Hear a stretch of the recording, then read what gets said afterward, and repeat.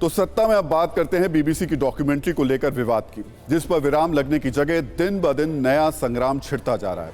आप इस विवाद के एक के बाद एक रिलीज होते नए एपिसोड्स को देखिए और समझिए कि कैसे एक चिंगारी के बाद शहर दर शहर, कैंपस दर कैंपस विवाद की आग फैलती जा रही है। भारत में 21 साल पहले हुई हिंसा पर पश्चिमी देशों का इच्छाधारी मीडिया हाउस एक डॉक्यूमेंट्री बनाता है। 140 करोड़ लोगों वाले हिंदुस्तान के प्रधान यानी पीएम मोदी को कटघरे में खड़ा करता है, जबकि भारत का सुप्रीम कोर्ट इस हिंसा पर फैसला सुना चुका है। सुप्रीम कोर्ट की ओर से गठित एसआईटी क्लीन चिट दे चुकी है। इसे सीधे सीधे भारत की न्याय प्रक्रिया और सुप्रीम कोर्ट पर निशाना माना गया और भारत सरकार की ओर से सख्त एक्शन लेते हुए इस डॉक्यूमेंट्री को सोशल मीडिया पर प्रसारित करने पर बैन लगाया गया। लेकिन बात यहीं पर खत्म नहीं हुई। इस कार्रवाई के बावजूद देश में कई ऐसे लोग हैं, कई ऐसे संस्थान हैं, कई ऐसी यूनिवर्सिटीज हैं जिन्हें भारत सरकार और सुप्रीम कोर्ट के फैसले पर नहीं बल्कि बीबीसी की डॉक्यूमेंट्री पर भरोसा है। इच्छाधारी मीडिया के बहाने इन्हें राजनीतिक निशानेबाजी का मौका मिल गया है। डॉक्यूमेंट्री के प्रोड्यूसर, डायरेक्टर की तरह ये लोग इसकी मार्केटिंग में जुट गए हैं और देश की अलग अलग यूनिवर्सिटीज के जरिए इस डॉक्यूमेंट्री को फैलाना चाहते हैं। सबसे पहले दिल्ली में जवाहरलाल नेहरू यूनिवर्सिटी में बवाल देखने को मिला था, जब लेफ्ट विंग के छात्रों ने डॉक्यूमेंट्री स्क्रीनिंग की कोशिश की थी, जिसके बाद 2 गुटों में झड़प हुई थी, पथराव भी हुआ था। आज दिल्ली यूनिवर्सिटी में डॉक्यूमेंट्री की स्क्रीनिंग के ऐलान के बाद बवाल हुआ। नॉर्थ कैंपस में स्क्रीनिंग का ऐलान किया गया था। भीम आर्मी की ओर से बाकायदा पोस्टर भी जारी किए गए थे। दिल्ली की अंबेडकर यूनिवर्सिटी में भी एसएफआई की ओर से स्क्रीनिंग की गई। यहां भी प्रशासन के पहुंचने के बाद जबरदस्त बवाल देखने को मिला। जामिया मिलिया इस्लामिया में एसएफआई कार्यकर्ताओं ने स्क्रीनिंग रखी। तनाव के बाद आज क्लासेस भी रद्द करनी पड़ी। ये विवाद की आग पंजाब भी पहुंची है, जब पंजाब यूनिवर्सिटी में एनएसयूआई के कार्यकर्ताओं की ओर से स्क्रीनिंग की गई। हैदराबाद यूनिवर्सिटी में एसएफआई की ओर से स्क्रीनिंग की गई, जहां एसएफआई और एबीवीपी के छात्रों के बीच हिंसक झड़प हुई। विवाद की ये आग पश्चिम बंगाल में भी पहुंच चुकी है, जहां जादवपुर यूनिवर्सिटी में डॉक्यूमेंट्री की स्क्रीनिंग हुई। छात्र संगठन एआईएसए की ओर से स्क्रीनिंग की गई, इसे आइसा भी कहते हैं, जिसके बाद तनाव देखने को मिला। सवाल है, देश में वो कौन है जो इच्छाधारी मीडिया के टूल किट बन गए, या फिर उनके एजेंडे में दुनिया में भारत को बदनाम करने का ठेका लेने वाले बीबीसी जैसे संस्थानों की विचारधारा फिट बैठती है। बीबीसी की डॉक्यूमेंट्री पर आज दिल्ली में जबरदस्त दंगल देखने को मिला। जेएनयू से उठी ये चिंगारी आज डीयू तक पहुंच गई। दिल्ली यूनिवर्सिटी में भी कई छात्र संगठनों, जिसमें एनएसयूआई है, भीम आर्मी है, इन छात्र संगठनों ने विवादास्पद डॉक्यूमेंट्री को दिखाने का ऐलान किया। हालांकि डीयू प्रशासन का कहना है कि छात्रों ने इसके लिए किसी तरीके की इजाजत नहीं ली। हम सिर्फ शांतिपूर्ण तरीके से कर रहे हैं, उसके बाद भी आप हमें रोक रहे हो। यहाँ पे इसलिए हम कर रहे हैं। ये काम यहाँ पे नहीं होगा, ये अलाउड नहीं है। बात खत्म। क्यों नहीं होगा? आपको करना अपने कमरों में करो, यहाँ नहीं, यहाँ पे इकट्ठे हो सकते। बात खत्म। आपका जब मन होता है आप 144 लगा देते हो। आज कहाँ लगाया? अभी तुम्हें बताया ना, 31 दिसंबर 2022 से लगाए, आज थोड़ा लगाया। तो क्यों लगाया? मैं कह रहा हूँ बीबीसी की डॉक्यूमेंट्री रोकने के लिए। हम आप पे एक्शन नहीं लेना चाहते। उसके बाद में लगातार देखो, बात ये, आप लोग स्टूडेंट्स हो, ठीक है, हम आपकी बात समझते हैं, पर ये चीज यहाँ अलाउड नहीं है। जब हम और हमें फिर हम एक्शन लेने के लिए मजबूर हैं। दिल्ली के अंबेडकर यूनिवर्सिटी में भी छात्रों ने डॉक्यूमेंट्री की स्क्रीनिंग करने की कोशिश की। हालांकि स्क्रीनिंग के दौरान यूनिवर्सिटी प्रशासन ने पावर सप्लाई कट कर दी और पुलिस को बुला लिया। इसके बाद मौके पर पहुंची पुलिस ने स्क्रीनिंग के लिए लगाए गए पर्दे को हटा दिया। पुलिस ये देखकर हैरान रह गई कि कई छात्र पर्दा हटाए जाने के बाद भी अलग अलग ग्रुप्स में बैठकर लैपटॉप पर डॉक्यूमेंट्री देख रहे थे। आप लोग क्या करेंगे ये बताइए? स्क्रीनिंग क्योंकि जिस तरीके से बैन लगाया गया, उसके बाद इस तरीके से आप लोग करना चाहते हैं, कोई खास वजह? खास वजह यही कि अब हर जगह इसको बैन कर, मतलब बैन तो नहीं, मतलब हर जगह दिखाने से इसको रोका जा रहा है। तो ऐसा क्या है इस डॉक्यूमेंट्री में कि रोका जा रहा है? बीबीसी इतना बड़ा एक प्लेटफॉर्म है, अगर वो किसी इंडिया पर उसने एक डॉक्यूमेंट्री पूरा बनाई है, 2 अभी उसके एपिसोड आ चुके हैं, तो उसको क्यों ही आप दिखाने से मना कर रहे हैं? जबकि ये हक है हमारा कि हम कुछ भी दिखाना चाहें हम दिखा सकते हैं, और ये भी वैसे भी इंडियन पॉलिटिक्स के ऊपर है, तो हमारा तो देखना हक बनता ही है। अब आप सोचिए, इनको बीबीसी पे भरोसा है, देश के सर्वोच्च न्यायालय पे भरोसा नहीं है। बीबीसी डॉक्यूमेंट्री की स्क्रीनिंग को लेकर आज जामिया मिलिया इस्लामिया विश्वविद्यालय में भी जबरदस्त बवाल हुआ। तनाव के बाद आज सभी क्लासेस को सस्पेंड कर दिया गया। साथ ही सुरक्षा के लिहाज से एहतियातन 24 घंटे पुलिस फोर्स भी लगाई गई। प्रधानमंत्री नरेंद्र मोदी पर बने बीबीसी की डॉक्यूमेंट्री पर दिल्ली के दो सबसे बड़े यूनिवर्सिटीज जवाहरलाल नेहरू यूनिवर्सिटी और जामिया मिलिया इस्लामिया यूनिवर्सिटी में बीते दिनों हुए विवाद के बाद आज जामिया में तमाम जो क्लासेस हैं उसको बंद कर दिया गया है और एहतियात के तौर पर देखिए हम आपको यहाँ तस्वीरें दिखाएं तो फोर्स भी डिप्लॉयमेंट किया गया है। 24 घंटे के लिए यहाँ पर फोर्स की डिप्लॉयमेंट की गई है।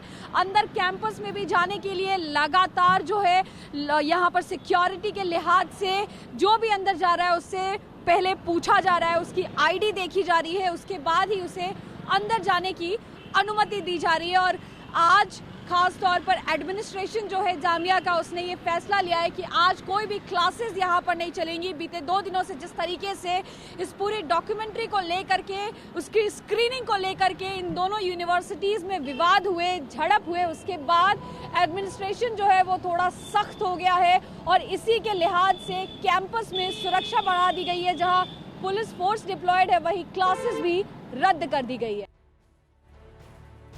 तो दिल्ली और हैदराबाद होते हुए बीबीसी डॉक्यूमेंट्री पर विवाद की आग पश्चिम बंगाल के अलग अलग शहरों में पहुंच चुकी है। जादवपुर यूनिवर्सिटी के बाद आज कोलकाता के प्रेसिडेंसी कॉलेज में भी स्क्रीनिंग की गई। वामपंथी छात्र संगठन स्टूडेंट फेडरेशन ऑफ इंडिया ने इस प्रतिबंधित डॉक्यूमेंट्री को दिखाने का ऐलान किया। एसएफआई की तरफ से इसको लेकर विश्वविद्यालय परिसर में पोस्टर भी लगाए गए। प्रेसिडेंसी यूनिवर्सिटी में जब बीबीसी का डॉक्यूमेंट्री चल रहा था तब अचानक यहाँ पे पावर कट हो चुका है। आप देख सकते हैं यहाँ पे जो लोग बैठ के देख रहे थे वो स्क्रीनिंग यहाँ पे बंद हो चुका है। आप यहाँ पे हैं, शुरू से आप यहाँ पे देख रहे हैं जो डॉक्यूमेंट्री चल रहा था जेएनयू की तरह यहाँ पे भी पावर कट हो चुका है। क्या कहेंगे? हम लोगों का जो पावर कट का जो कॉन्सिक्वेंसेस था ये हमें पहले ही अथॉरिटी ने अलर्ट कर दिया था कि उन लोगों का कोई परमिशन नहीं है। अगर हम लोग यहाँ पे ये स्क्रीनिंग कर रहे हैं तो फिर हम लोगों को खुद के भरोसे करना है और इसके आगे जो जो होगा उसके लिए हम जिम्मेदार भी खुद ही होंगे। अच्छा, तो देख सकते हैं आपको यहाँ पे भी लाएंगे। देखिए यहाँ पे स्टूडेंट्स जो है वो बैठे हुए हैं, पावर कट यहाँ पे हो चुका है तो उनके साथ थोड़ा बातचीत करेंगे। जो डॉक्यूमेंट्री चल रहा था जानबूझ के जानबूझ के किया गया है क्योंकि बाहर सब जगह पावर कट है, पावर है सब जगह, यहाँ ही जानबूझ के किया। The authority is not cooperating with us. तो हम आपको डीन के पास जाएंगे, उसको अप्रोच करेंगे, ये पूछेंगे क्यों और उसने पावर कट कर दिया। तो आप यहाँ पे सुन सकते हैं कि अब ये डीन के पास जा रहे हैं। सारे स्टूडेंट जो पावर कट हुए उसके लिए वो डीन के पास जा रहे हैं और ये पूछेंगे कि क्यों पावर कट कर गया। इसका पहले जेएनयू में भी सेम हुआ था, जादवपुर यूनिवर्सिटी में सेम हुआ था, अब प्रेसिडेंसी यूनिवर्सिटी में सेम हो रहा है कि जैसे बीबीसी का जो डॉक्यूमेंट्री था वो डॉक्यूमेंट्री जैसे ही यहाँ पे बंद कर दिया गया या तो फिर पावर कट हुआ। अब प्रेसिडेंसी के छात्र जो है वो डीन के पास जा रहा है, जाके ये पूछेंगे कि आखिरकार ऐसा क्या हुआ कि ये डॉक्यूमेंट्री दिखाने से वो घबरा रहा है। और हम इस पूरी खबर को एजेंडा और प्रोपेगेंडा क्यों कह रहे हैं, थोड़ा सा पीछे जाइए। कुछ वक्त पहले लेस्टर में आपने देखा था कैसे हिंदू मंदिरों पर हमले हुए। उससे कुछ वक्त पहले आप देख चुके हैं कि बांग्लादेश में कैसे हिंदू परिवारों के घरों को जलाया गया। उससे पहले आप लगातार देखते चले आ रहे हैं कि पाकिस्तान में अल्पसंख्यक हिंदुओं के साथ किस तरीके से अत्याचार किए जा रहे हैं।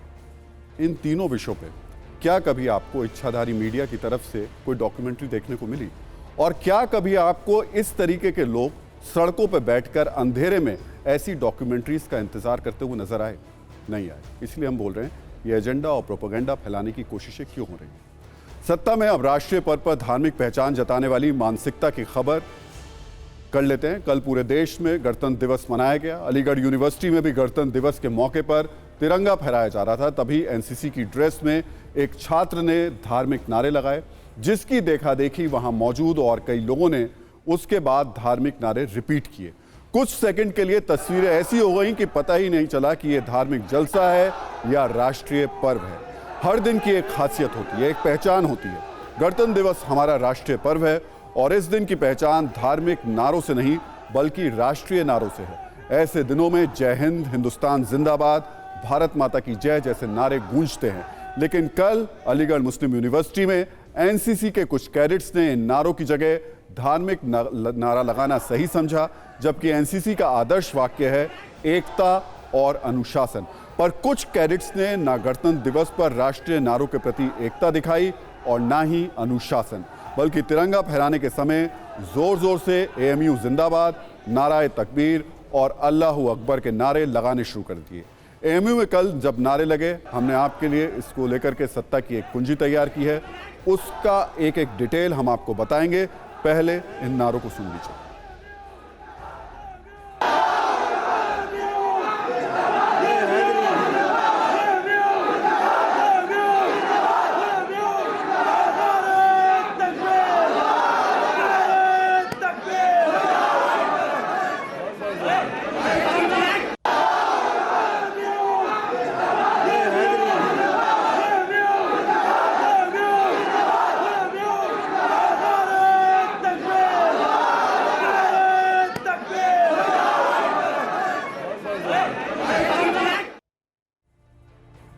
तो इस खबर के बाकी डिटेल को देखने से पहले ये समझ लीजिए कि कल जो अलीगढ़ मुस्लिम यूनिवर्सिटी में हुआ उसे धर्म के नजरिए से देखने की जरूरत नहीं है, इसे राष्ट्र धर्म के नजरिए से देखने की जरूरत है, क्योंकि 26 जनवरी हमारा राष्ट्रीय पर्व है, ना कि धार्मिक पर्व। इसलिए जरूरी है कि राष्ट्रीय पर्व पर राष्ट्र के लिए नारे लगें, ना कि धर्म के लिए। ये बात हर धर्म के लिए लागू होती है।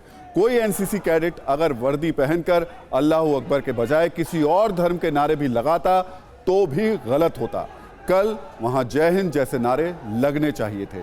ये अलीगढ़ मुस्लिम यूनिवर्सिटी जैसे प्रतिष्ठित संस्थान की गरिमा के अनुरूप होता। इस वीडियो को आप देखेंगे तो इसमें एक और हैरान करने वाली बात आपको दिखेगी। जिस युवक ने अल्लाह अकबर का नारा लगाया उसे एक शख्स शाबाशी दे रहा है, कह रहा है बहुत बहुत बढ़िया। जिस काम पर एनसीसी कैडेट को टोकना चाहिए था, रोकना चाहिए था, उस पर तारीफें हो रही हैं, आपस में बधाइयां बांटी जा रही हैं। हालांकि कल एएमयू में जिस तरह से नारे लगे उससे सिर्फ आप और हम ही नहीं बल्कि एएमयू प्रशासन भी हैरान है। अलीगढ़ मुस्लिम यूनिवर्सिटी प्रशासन ने कहा कि पिछले 100 साल में ऐसा नहीं हुआ है। एएमयू प्रशासन ने एनसीसी की वर्दी में धार्मिक नारे लगाने की शिकायत पुलिस से की है। तात्कालिक एक्शन लेते हुए एएमयू ने मजहबी नारे लगाने वाले छात्र को निलंबित कर दिया है और जांच के लिए 3 सदस्यों की एक कमेटी बनाई है जो इसकी जांच करेगी। अलीगढ़ से बीजेपी सांसद सतीश गौतम ने इस घटना के लिए वाइस चांसलर और यूनिवर्सिटी के प्रॉक्टर को जिम्मेदार ठहराया है। उन्होंने कहा कि पुलिस इस पर सख्त एक्शन लेगी।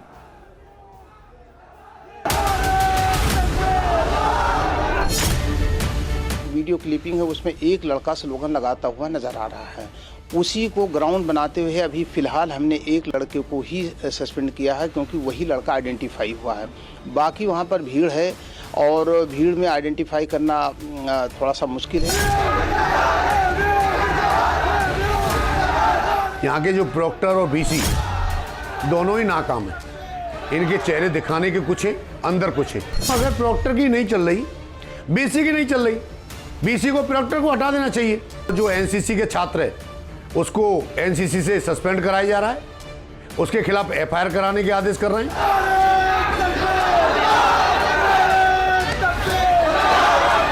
इस द्वारा यूनिवर्सिटी को इसमें जांच व कार्रवाई करने हेतु बताया गया था। इसमें यूनिवर्सिटी द्वारा डिसिप्लिनरी कमेटी का गठन किया गया।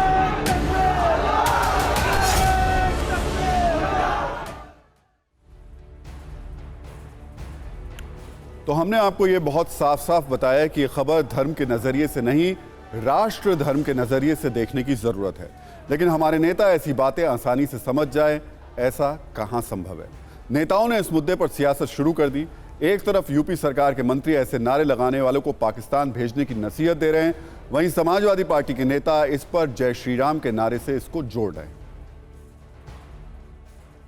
अल्लाहू अकबर के नारे लगाना मस्जिद में लगाएं ठीक है, कोई बात नहीं, अपने घर पे लगाएं ठीक है, कोई बात नहीं है, परंतु ये राष्ट्रीय पर्व है, राष्ट्रीय त्योहार है इस देश का, सरकारी त्योहार है 26 जनवरी 15 अगस्त। इस दिन अगर झंडे के नीचे ऐसे शब्दों का उपयोग किया जाए तो आप आतंकवादी हैं और ये बेईमान हिंदुस्तान का खाएंगे और पाकिस्तान का गीत गाएंगे। तो इनको, ये षड्यंत्रकारियों को तत्काल आतंकवादी श्रेणी में डाल के और इनको राजद्रोह लगाकर इनको जेल में डालना चाहिए और नहीं तो इनको पाकिस्तान भेज देना चाहिए। बहुत से यूनिवर्सिटी कॉलेज में और भी नारे लगते हैं, उस पर आप लोग आपत्ति क्यों नहीं उठाते?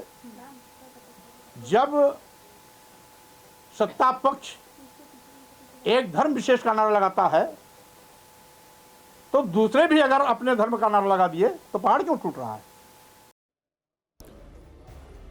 और अब एक ऐसी खबर जिसके असर का दायरा बहुत बड़ा है। कुछ दिनों से अडानी ग्रुप की कंपनियों के शेयर्स में जबरदस्त गिरावट हो रही है और इसकी वजह से पूरे शेयर बाजार पर गहरा असर पड़ा है। बुधवार से आज तक 2 दिनों में बॉम्बे स्टॉक एक्सचेंज में 1648 अंकों की गिरावट आ चुकी है। निफ्टी पर भी इस गिरावट का असर हुआ है। निफ्टी में आज 287 अंकों की गिरावट हुई, जो पिछले 3 महीनों में सबसे ज्यादा है। पिछले 2 कामकाजी दिनों की गिरावट के कारण निवेशकों के 6,80,000 करोड़ रुपए डूब गए हैं। शेयर बाजार में इतनी बड़ी गिरावट है और यह खबर करोड़ों निवेशकों से जुड़ी हुई है, इसलिए इसे एक एक करके कुछ सवालों और उनके जवाबों की मदद से समझते हैं। ये भारतीय शेयर बाजार के अडानी संकट पर सत्ता की सरल कुंजी है। तो सवाल पहला यह है कि अडानी ग्रुप के शेयरों में कितनी गिरावट है। फोर्ब्स के मुताबिक अडानी की नेटवर्थ बुधवार से आज शुक्रवार तक, जिसमें 2 दिनों का शेयर मार्केट खुला था, इस 2 दिन में 19% कम हुई है। दूसरा सवाल ये कि अलग अलग मीडिया रिपोर्ट्स के अनुसार गौतम अडानी को लगभग 2 लाख करोड़ रुपए का नुकसान हुआ है। ये हम उससे जोड़ते हुए बता रहे हैं। अडानी की कंपनियों की मार्केट कैप भी कम हुई है, जिससे अडानी ग्रुप के निवेशकों को बुधवार और शुक्रवार को 2 दिन में कुल मिलाकर 4 लाख करोड़ से ज्यादा का नुकसान हुआ है। अडानी ग्रुप की कंपनियों के शेयर्स की बात करें तो अडानी ट्रांसमिशन में 27%, अडानी टोटल गैस में 25%, अडानी ग्रीन एनर्जी में 20%, अडानी पोर्ट्स में 25% से ज्यादा की गिरावट हुई है। 10 में से 6 कंपनियों के शेयर 20% से ज्यादा गिरे हैं। अब दूसरा सवाल, अडानी ग्रुप के शेयर अचानक धड़ाम क्यों हुए? असल में यह सब बुधवार को एक अमेरिकी forensic financial research firm Hindenburg की रिपोर्ट में सामने आने के बाद हुआ है। सवाल यह कि अडानी ग्रुप पर हिंडनबर्ग की रिपोर्ट में क्या है। हिंडनबर्ग की रिपोर्ट 106 पन्नों की है। इसमें 32,000 शब्द हैं। इस रिसर्च फर्म का दावा है कि उसने ये रिपोर्ट 2 साल का समय लगाकर तैयार की है। इस रिपोर्ट में अडानी ग्रुप पर धोखाधड़ी और मनी लॉन्ड्रिंग का आरोप लगाया गया है। हिंडनबर्ग ने रिपोर्ट में बताया है कि अडानी ग्रुप की सभी 7 प्रमुख लिस्टेड कंपनियों पर बहुत ज्यादा कर्ज है। ग्रुप की कंपनियों के शेयर वास्तविक कीमत से 85% ज्यादा है। आरोप है कि अडानी ग्रुप ने शेयरों में हेरफेर की है, अकाउंटिंग में धोखाधड़ी की गई है और अडानी ग्रुप कई दशकों से मार्केट मैनिपुलेशन, अकाउंटिंग फ्रॉड और मनी लॉन्ड्रिंग कर रहा है। ये हम नहीं कह रहे हैं, ये रिपोर्ट में बताया गया है। इस रिपोर्ट का अडानी पर क्या असर हुआ, ये अगला सवाल है। फोर्ब्स की अमीरों की लिस्ट में अडानी ग्रुप के मालिक गौतम अडानी 4थे नंबर से खिसककर 7वें नंबर पर आ गए हैं। 25 जनवरी को उनकी नेटवर्थ 9.7 लाख करोड़ थी, जो शुक्रवार को 7.95 लाख करोड़ रुपए आ गई है। अगला सवाल, इस रिपोर्ट पर अडानी ग्रुप का पक्ष क्या है? हालांकि अडानी ग्रुप ने इस रिपोर्ट को बेबुनियाद और तथ्यहीन बताते हुए खारिज कर दिया है। कंपनी की तरफ से कहा गया है कि यह रिपोर्ट दुर्भावना से प्रेरित है और गलत सूचनाओं से भरी हुई है। हिंडनबर्ग रिसर्च ने अडानी ग्रुप से संपर्क करने या बातों को वेरीफाई करने की कोशिश नहीं की है। अडानी ग्रुप ने हिंडनबर्ग के मामले में 2 बार सफाई दी है। पहला बयान 25 जनवरी को जारी किया गया था, दूसरा बयान 26 जनवरी को जारी किया गया। पहले दिन के बयान में अडानी ग्रुप ने कहा कि 24 जनवरी को हिंडनबर्ग ने जो रिपोर्ट जारी की उससे हम शॉक्ड हैं, ये तथ्यहीन रिपोर्ट है। 26 जनवरी को अडानी ग्रुप ने जो बयान दिया उसमें साफ साफ लिखा है कि ये रिपोर्ट भ्रामक है और दुर्भावना से ग्रस्त है। अब अगला सवाल, अब क्या इस रिपोर्ट को लेकर कानूनी लड़ाई होगी? तो इसका जवाब है, शेयर बिक्री को नुकसान पहुंचाने के मामले में Adani group American research firm Hindenburg के खिलाफ लीगल एक्शन लेने का विचार कर रहा है। दूसरी तरफ हिंडनबर्ग भी लीगल एक्शन को लेकर तैयार है। इस रिसर्च फर्म ने कहा है कि वो पूरी तरह से अपनी रिपोर्ट के साथ खड़ा हुआ है और अडानी ग्रुप की तरफ के किसी भी कानूनी कार्रवाई का वो स्वागत करता है। हिंडनबर्ग की तरफ से यह भी कहा गया कि अगर अडानी गंभीर हैं तो उन्हें अमेरिका में भी मुकदमा दायर करना चाहिए, जहां ये फर्म काम करती है और उनके पास कानूनी प्रक्रिया में मांगी जाने वाले दस्तावेजों की एक लंबी लिस्ट है। में कहा गया है कि अडानी समूह की तमाम कंपनियां ट्रांसपेरेंट नहीं है, उनके तमाम कारोबार या उनके काम करने का तरीका पारदर्शी नहीं है। जहां हिंडनबर्ग की रिपोर्ट कहती है कि फंडामेंटली भी अडानी के स्टॉक मार्केट में ओवर वैल्यूड हैं। यानी इन स्टॉक्स की जितनी कीमत है वो इनके वास्तविक फंडामेंटल से, कंपनी के कामकाज से, कंपनी की कमाई से मेल नहीं खाते। सेबी का रोल कहाँ आता है? सेबी का रोल वहाँ आता है जहाँ हिंडनबर्ग रिपोर्ट का पहला हिस्सा जिस तरफ इशारा करता है। पहला हिस्सा इशारा करता है कि अडानी समूह के कामकाज में पारदर्शिता नहीं है।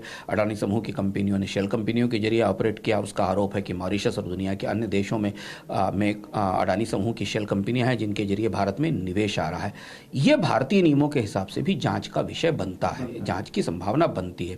अभी ये स्पष्ट नहीं है, सेबी ने अधिकृत रूप से ऐसा कुछ नहीं कहा है कि उसकी जांच करेगी कि नहीं करेगी। अडानी समूह इसको कानूनी रूप से अगर चुनौती देगा तो इसको चुनौती देने के लिए उसे अमेरिका की अदालत में जाकर चुनौती देनी पड़ेगी, क्योंकि हिंडनबर्ग फर्म अमेरिका से काम करती है और यहां उलझने की गुंजाइश है। हिंडनबर्ग ने साफ साफ अपने बयान में कल कह दिया है कि हम स्वागत करेंगे कि अडानी समूह हमारे ऊपर मुकदमा करे और अमेरिका में आकर हमसे मुकदमा लड़े।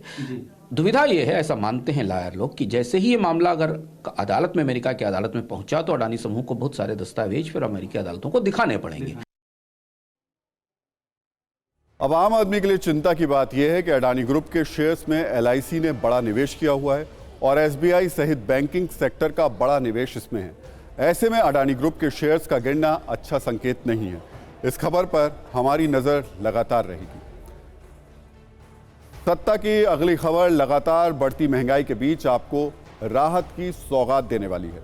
पिछले कुछ महीनों से आप महसूस कर रहे होंगे कि आटे की कीमत बढ़ने की वजह से आपकी किचन का बजट बिगड़ रहा होगा, लेकिन देश की करोड़ों लोगों की इस चिंता पर सरकार एक्शन में आ गई है। बहुत जल्द गेहूं के आटे की कीमत 5 से 6 रुपए कम हो सकती है।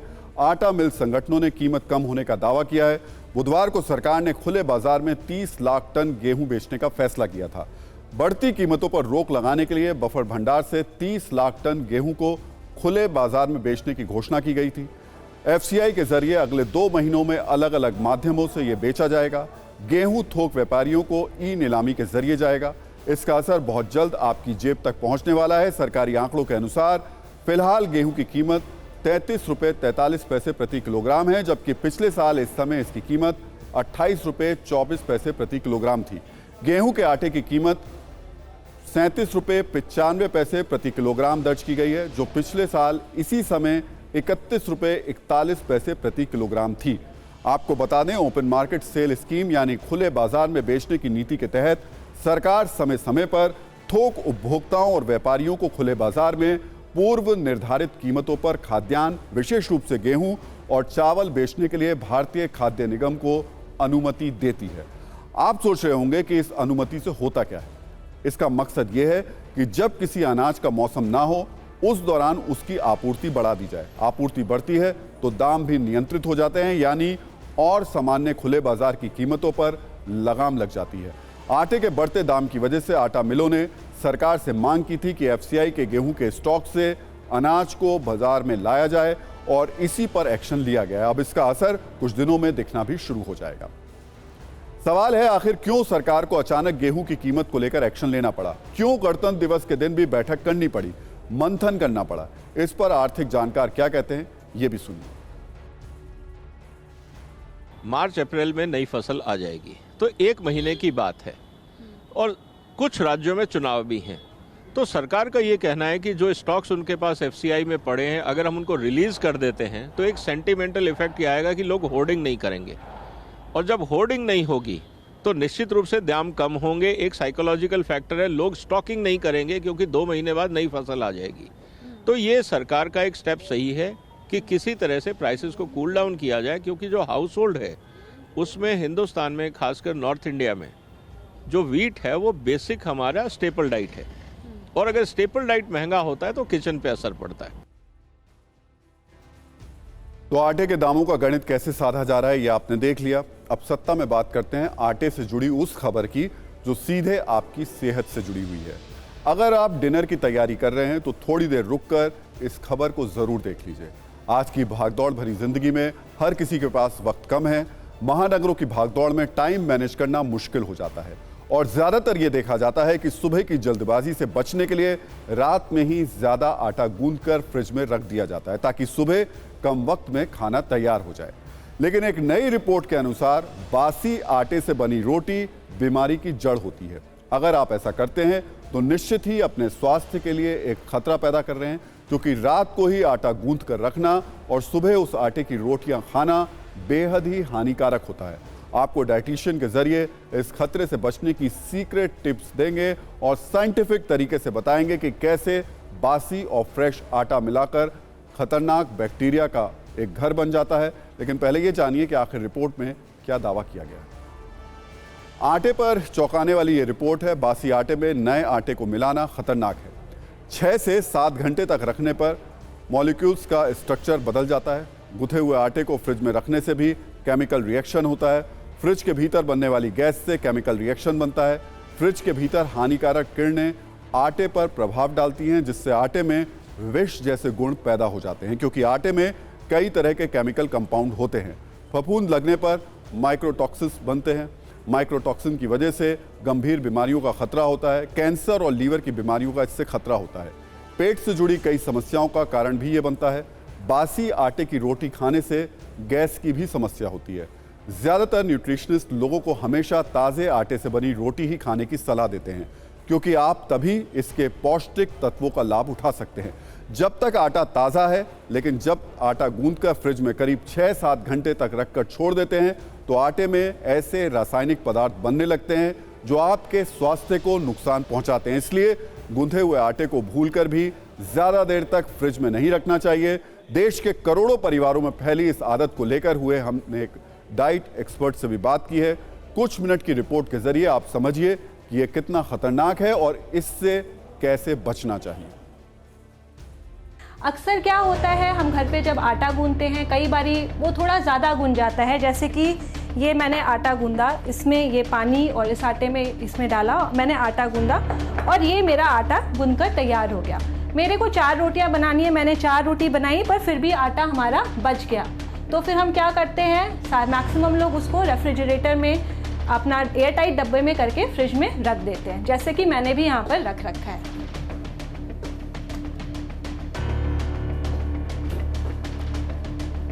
मैंने दूसरे दिन फिर से ये आटा निकाला, मैं फिर से इसमें आटा इससे आटे की मैंने रोटी बनाने की कोशिश करी, ये आटा फिर बच गया। फिर मैंने उस आटे में थोड़ा ये सूखा आटा लिया और इस आटे में मिक्स करा और आटा गूंदने के बाद मैंने इसको फिर से बॉक्स में करके फ्रिज में रख दिया।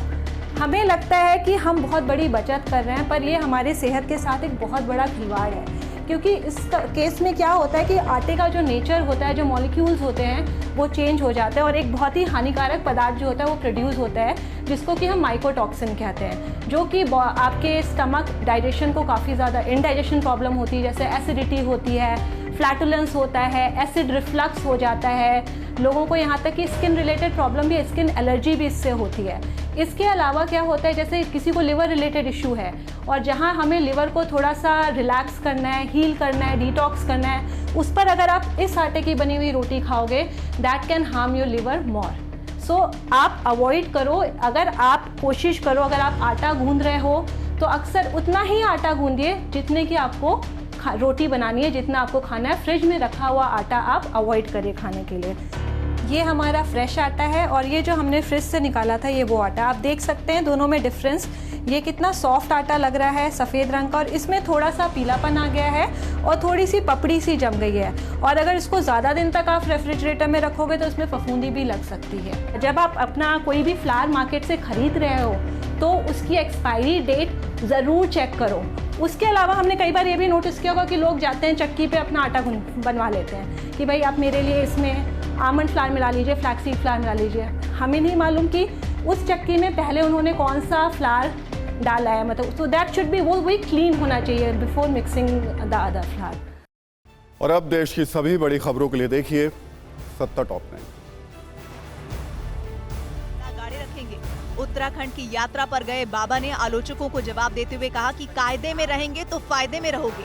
सनातन का झंडा गाड़े रहिए, कायदे में रहेंगे तो फायदे में रहेंगे। योगी अमलात्मा विमलात्मा साधु उनके स्थानों के पद चिन्हों का आशीर्वाद लेकर सब संतों को हम आमंत्रण दे रहे हैं। बहुत जल्दी बागेश्वर धाम आएंगे, आप सब इंतजार करिए और सनातन का झंडा गाड़े रहिए, कायदे में रहेंगे तो फायदे में रहिए। बाबा बागेश्वर पर सवाल उठाने पर देश से लेकर विदेशों तक बवाल जारी है। बागेश्वर के समर्थन में लंदन में भी प्रदर्शन किया गया। बाबा के विरोधियों के खिलाफ नारेबाजी भी की गई। बिहार में सीएम नीतीश कुमार और उपेंद्र कुशवाहा में तकरार बढ़ती जा रही है। कुशवाहा ने नीतीश के बयानों पर पलटवार किया। उन्होंने कहा कि मीडिया के जरिए मुझसे बातचीत की शुरुआत नीतीश कुमार ने ही की है। नीतीश ने कहा था कि पार्टी में मिलकर बात करनी चाहिए, मीडिया में नहीं। मुंबई के मालवनी में टीपू सुल्तान मैदान का नाम बदलकर क्रांतिकारी अशफाक उल्लाह खान के नाम पर रख दिया गया है। पिछले साल इस मैदान के नाम को लेकर बड़ा विवाद हुआ था। महाविकास आघाड़ी सरकार में कैबिनेट मंत्री रहे असलम शेख ने इस मैदान का नाम तो देखिए, सत्ता में आज का टाइम खत्म हो गया, लेकिन न्यूज़ खत्म नहीं हुई है। आगे TV9 भारतवर्ष पर खबरें देखते रहिएगा और सभी न्यूज़ मित्रों से हमारी न्यूज़ रिक्वेस्ट है कि वो सत्ता की न्यूज़ रील्स को ज़्यादा से ज़्यादा शेयर करें और खबरों को लेकर अपनी राय हमें व्हाट्सएप ज़रूर करें।